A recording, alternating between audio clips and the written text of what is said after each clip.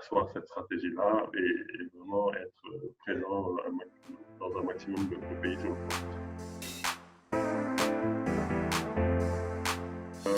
Je considère qu'en tant qu'entrepreneur, les principales difficultés sont d'abord une problématique de talent. Je ne dis pas ça parce qu'on s'appelle Talento Africa et qu'on est dans le domaine du recrutement, mais très clairement, aujourd'hui, ce n'est pas nous qui le disons, mais ce sont des études, notamment celle de Pricewaterhouse sur les talents à l'échelle globale, et 90% des entrepreneurs, des chefs d'entreprise présents, donc africains, ont cette problématique-là.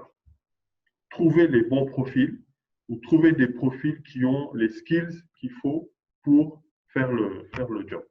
D'accord? Donc, très clairement, ça, je pense que c'est la problématique majeure. Avant l'argent, avant les moyens qu'il faut, etc., c'est d'abord une affaire de talent. Parce que si vous avez les bonnes ressources, vous pouvez y aller pas à pas et grandir avec une équipe qui est motivée, qui est ambitieuse, mais qui est avant tout compétente et qui a envie de faire en sorte que les objectifs soient atteints, que l'entreprise se développe. Donc, je pense que le problème majeur, ce sont les talents. D'accord? Plus une structure est petite, plus cette problématique est importante. Pourquoi? Parce que si vous êtes dans un groupe de 1000 personnes, s'il y a 5 à 10% de ces personnes qui ne sont pas au top en termes de performance, ça n'aura pas le même impact que si vous êtes une équipe de 10 personnes, d'accord, et qu'il y a 5 à 10% du staff qui n'est pas à sa place. Mathématiquement, l'impact sera beaucoup plus fort dans la petite structure. Donc, pour moi, le problème le plus important que je mettrai en numéro 1, c'est la problématique de talent, d'avoir les bons profils, les bonnes personnes à la bonne place. Ça, c'est la première chose. Ensuite, je dirais, évidemment, et ça pourrait même être en amont, c'est le leadership et la vision du leadership pour pouvoir aller d'un point A à un point B et surtout pour mener l'entreprise à bon port. D'accord? Donc, le leadership est extrêmement important. Et ça rejoint d'ailleurs cette problématique de talent, hein, quelque part, parce que même l'entrepreneur doit être fait pour être entrepreneur. Il doit avoir, disons, les compétences qui lui permettent d'être entrepreneur. Tout le monde ne peut pas être entrepreneur. Et bien souvent, malheureusement, les gens oublient cela. Oublient que tout le monde ne peut pas être entrepreneur. Il y a des gens qui peuvent être entrepreneurs et d'autres pas. Donc, la première question qui est fondamentale pour quelqu'un qui veut monter son entreprise, c'est de pouvoir faire ce diagnostic-là, ce bilan pour dire, OK, quelles sont mes chances de réussir dans mon projet entrepreneurial?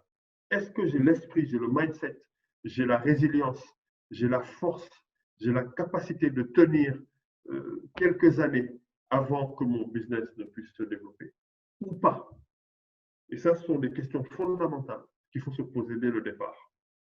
Autrement, vous allez voir, comme on le voit malheureusement régulièrement, des gens qui se lancent, puis qui abandonnent parce que c'est trop dur, c'est trop difficile, c'est pas confortable.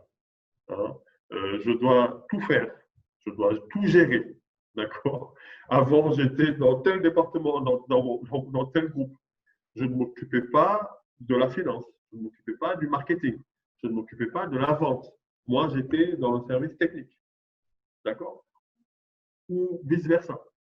Donc ça, c'est quelque chose de fondamental pour moi. C'est la base de tout. C'est la capacité entrepreneuriale de l'entrepreneur. Deuxièmement, savoir bien s'entourer. Ça rejoint la problématique de talent. D'accord? Troisièmement, évidemment, c'est se donner une visibilité, se donner un cap, se donner des objectifs et essayer de trouver les moyens pour atteindre ces objectifs-là. Ces moyens peuvent être financiers, ces moyens peuvent être non financiers, c'est peut-être trouver des mentors, des gens qui peuvent vous permettre de gagner du temps, vous permettre de trouver des raccourcis dans votre activité, parce qu'ils connaissent parfaitement votre domaine et ils ont une longueur d'avance. Comme on dit chez nous, la personne qui est plus âgée que toi, qui a plus d'expérience, a toujours une longueur d'avance sur toi. D'accord? Donc, il ne faut pas hésiter à solliciter des gens qui peuvent vous aider, qui ont soit déjà essayé, ou alors qui ont vu un certain nombre de choses, ou qui ont une expertise dans le domaine qui peut vraiment vous permettre de gagner des mois, voire des années. D'accord? Et je mettrai seulement après cela le volet purement financier, parce que la finance, effectivement, c'est très important pour pouvoir payer les salaires, payer les charges, etc. Mais pour moi, ça, je le mets en dernier. Bien souvent, les gens pensent que, ah, je veux montrer mon entreprise, donc il me faut ça tout de suite. Ça ne marche pas comme ça. Vous allez voir n'importe quel investisseur, il va vous demander votre action. Qu'est-ce que vous avez su faire avec très peu de moyens? Et qui va peut-être convaincre l'investisseur de dire, OK, avec 10 francs, il a réussi à faire ça. Si je lui donne 100 francs ou 1000 francs, il devrait pouvoir faire ça. Et ainsi de suite. Donc, il faut être très, très lucide. Il faut être très, très, très lucide. Les investisseurs ne sont pas là pour vos beaux yeux. Ils ne sont pas là pour juste vous faire plaisir. Ce sont des gens qui ont des objectifs capitalistiques. Et donc, s'ils investissent chez vous, c'est parce que potentiellement votre projet peut atteindre un certain niveau. Et finalement, les piliers pour atteindre ces niveaux-là, c'est quoi? C'est, je le disais, un, le management, d'accord? Deux, disons le modèle, d'accord? Il faut avoir un modèle qui fit, troisièmement, avec le marché, d'accord? Et quatrièmement, le momentum. Il faut choisir le bon moment pour faire les choses, d'accord? Si vous êtes trop en avance sur votre marché, vous risquez quand même, vous prenez des risques et ça peut prendre du temps à se faire. Si vous êtes trop en retard sur votre marché, vous arrivez trop tard, donc vous risquez de perdre pas mal. Il faut essayer de trouver le bon moment pour faire. Et on le voit. Moi, j'ai la chance d'être retourné sur les bancs de l'école l'année dernière avec l'université de Stanford. Et donc, il continue à nous suivre même après la formation. Il partage avec nous des expériences, un certain nombre de choses. Et très clairement, je pense que c'est très important de pouvoir s'entourer et échanger avec des gens qui peuvent vous donner une autre perspective très clairement de votre business. D'accord? Donc, ce que je voulais dire, c'est que récemment, j'ai participé à un webinaire avec des gens, des alumni de Stanford, et les entrepreneurs faisaient des témoignages sur comment ils se sont réinventés très rapidement pour arriver à continuer à exister après le Covid. D'accord? Parce que le Covid est venu bouleverser leur activité, leur business. Et des boîtes qui sont même dans des domaines qui, a priori, devaient être beaucoup plus touchés, ont su se réinventer. Par exemple, quelqu'un qui était dans l'habillement, qui avait un magasin ou qui vendait des vêtements, etc., il a su saisir l'opportunité, par exemple, d'aller faire des masques. D'accord? Et les masques qu'il a proposés à ses clients, il leur a proposé de les livrer. D'accord? Et donc ça, c'est devenu une nouvelle ligne de revenus à laquelle il n'avait jamais pensé auparavant. D'accord? Et comme le lien est établi avec les clients, ben les clients sont dit, ah ben moi je ne peux même pas aller en magasin, là tout est fermé avec le lockdown. Ok, est-ce que tu peux me livrer, mes enfants grandissent, j'ai besoin de t-shirts pour les enfants, j'ai besoin de shorts, j'ai besoin de ceci. Et donc comme ça, le business de cette personne s'est transformé. D'accord? Parce que c'est le moment, en fait, qui aujourd'hui le permet. Et la personne a su saisir les bonnes opportunités pour le faire. Donc, ce que je disais, les 4 M dont je parlais, le management, l'équipe de management, le modèle, le business model, le marché, bien savoir connaître son marché, segmenter le marché, avoir une vision précise des personas, c'est-à-dire de ses clients, savoir qui sont ses clients véritablement, qu'est-ce qui les intéresse, comment ils achètent, comment ils ont été impactés par cette crise Covid et comment ils pourraient être intéressés par tel ou tel type de produit, etc. extrêmement important, et le momentum, comme je le disais. Donc, c'est ça les 4 M qui, à mon sens, doivent rester dans la tête de l'entrepreneur en permanence. Et tous les jours, il doit se dire, est-ce que mes 4 M sont solides ou est-ce que je dois revoir un des 4 M? Et ça, je pense que c'est un volet non négligeable. Effectivement, nous sommes dans le domaine du recrutement. Et qui dit recrutement dit, en période de crise, les entreprises ont d'autres priorités que de recruter. D'accord. Ce qui s'est passé, la manière dont nous l'avons vécu, c'est pas fini, hein, malheureusement, le Covid, pour l'instant, on avance, mais bon, il faut apprendre à vivre avec et ne pas rester figé. Mais ce qu'on peut dire, c'est que on a connu un ralentissement au niveau de nos activités, mais toutes nos missions, toutes les demandes de clients n'ont pas été arrêtées d'un coup. D'accord? Il y a à peu près 50% qui ont été stoppés parce que les clients ont dit, bon, on attend de voir un peu plus clair avant d'avancer. Mais il y a 50% sur lesquels on a continué à travailler. D'accord? Donc, nous, ce que nous avons fait au niveau de notre structure, et c'est ça l'avantage aussi d'être familier avec les outils digitaux et de travailler à distance, parce qu'on parle à des candidats, des clients qui sont à l'international, un peu partout, avec lesquels on échange avec des outils online. On a demandé à nos équipes de travailler de chez elles. Donc, elles ont fait du télétravail, d'accord. Mais ça n'a pas changé radicalement notre activité puisque c'est quelque chose qu'on a l'habitude de faire, le travail à distance. Du moment qu'ils sont équipés, qu'ils ont les outils, qu'ils ont la connexion, etc. chez eux, qu'ils ont un espace pour travailler, ça n'a pas posé forcément de problème. Par contre, en tant que chef d'entreprise responsable, nous avons retravaillé sur nos perspectives business, sur nos coûts. On a revu notre PNL pour essayer de réduire un maximum nos coûts, évidemment. Parce que dans une période trouble comme celle-là, dans une période d'incertitude comme celle-là, il est évident qu'on ne peut pas continuer à fonctionner comme si de rien n'était. On a revu nos coûts, on a essayé de réduire un maximum de coûts et on a réduit le temps de travail des équipes pour évidemment réduire aussi les coûts, hein, c'est ce qui est tout à fait normal. Et donc là, on est dans une remontée progressive. Et à horizon septembre, on va revenir sur du 100%. Voilà, voilà un peu ce que nous avons mis en place. Et nous avons également profité de cette période disons, plutôt calme, d'accalmie, pour réfléchir de nouveau à notre business model et avancer sur certaines pistes sur lesquelles nous travaillons actuellement et qui semblent avoir un potentiel dans notre domaine d'activité. Voilà. Je pense avoir un peu brossé ce point-là, mais je peux revenir dessus. Je pense que pour aujourd'hui, les gens qui souhaitent entreprendre en Afrique, ils doivent se dire que ce contexte-là est malheureux d'un côté, évidemment, d'un point de vue sanitaire, et il faut absolument que, disons, les effets de cette crise soient limités au maximum. Nous le souhaitons, et je pense que les gouvernements s'y emploient, et tous les acteurs économiques de manière générale s'y emploient et ont apporté leur soutien à nos différents gouvernements. Mais d'un autre côté, si on voit le verre à moitié rempli, ça représente une formidable opportunité. Je m'explique.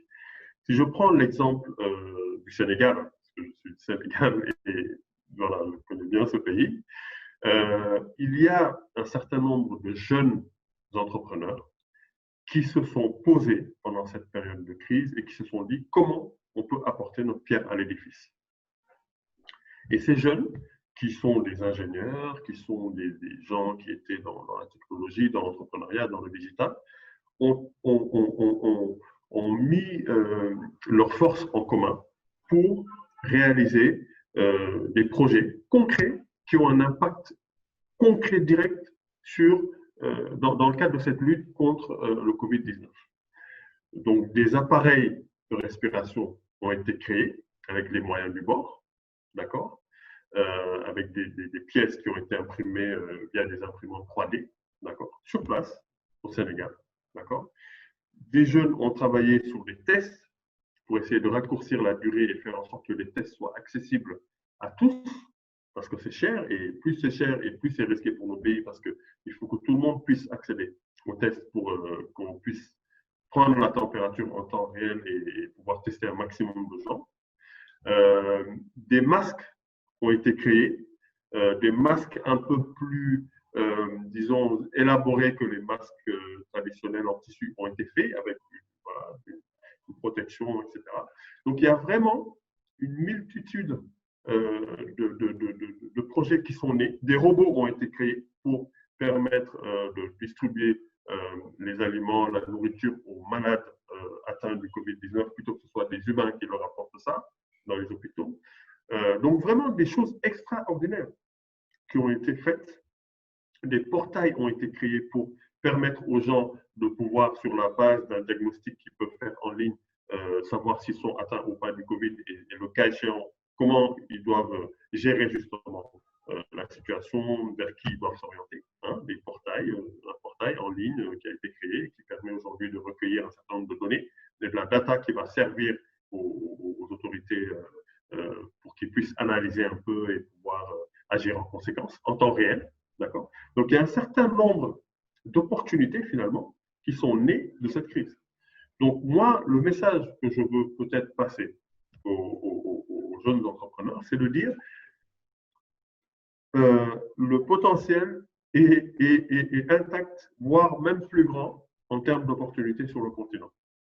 Qu'il faut continuer à oser, qu'il faut se demander si on a vraiment des chances de réussir dans l'entrepreneuriat d'abord, et ensuite de pouvoir travailler sur des projets bien structurés, solides, savoir s'entourer et pouvoir mettre en place un projet en y allant étape par étape.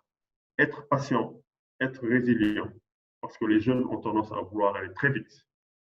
Et la vie, ce n'est pas un jeu vidéo où on joue, on gagne, où on perd, où c'est terminé, on passe à autre chose. Non. La vie d'une entreprise, ça prend un peu de temps. Ça peut aller beaucoup plus vite pour certains que pour d'autres, grâce justement au digital, à la technologie, mais quand même, il faut quand même travailler un peu pour pouvoir arriver à un certain niveau, à un certain résultat.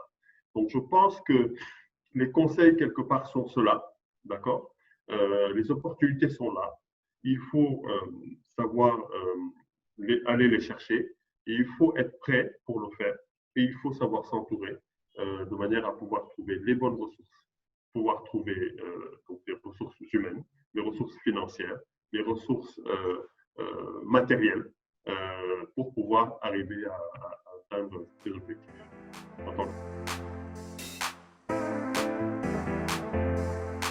Je suis ravi de cette opportunité et c'est toujours intéressant de s'arrêter de temps en temps pour regarder derrière soi et peut-être partager le peu de choses qu'on connaît avec des personnes plus, voilà, plus jeunes, moins expérimentées en matière d'entrepreneuriat.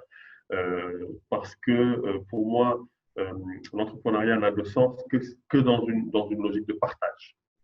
On doit partager tous les jours. Moi, je partage tout ce que je peux partager et je sollicite des gens ou des gens viennent partager avec moi, des gens plus expérimentés, qui maîtrisent des sujets que je ne maîtrise pas, qui partagent avec moi. Et c'est comme ça. Pour moi, c'est comme ça que ça doit fonctionner. Donc, l'opportunité qui m'est donnée aujourd'hui de partager un peu de mon expérience entrepreneuriale, j'en suis vraiment ravi. C'est un moyen, même pour moi, de m'arrêter et de faire un peu une rétrospective de ce que je fais, de ce que j'ai fait par le passé et de ce que je voudrais faire demain.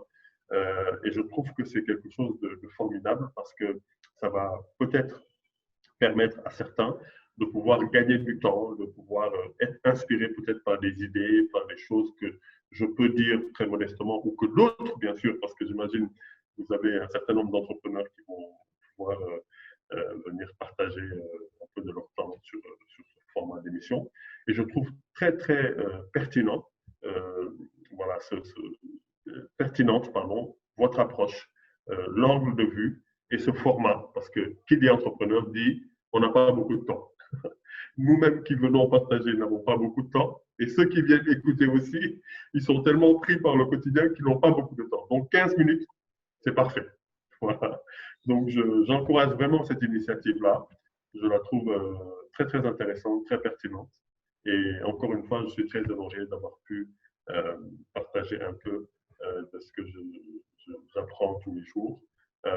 Et c'est toujours un plaisir pour moi de garder mes connexions avec le Maroc, qui est un pays que j'affectionne particulièrement, un pays frère. Voilà, donc c'est vraiment un plaisir pour moi d'être là. Merci beaucoup.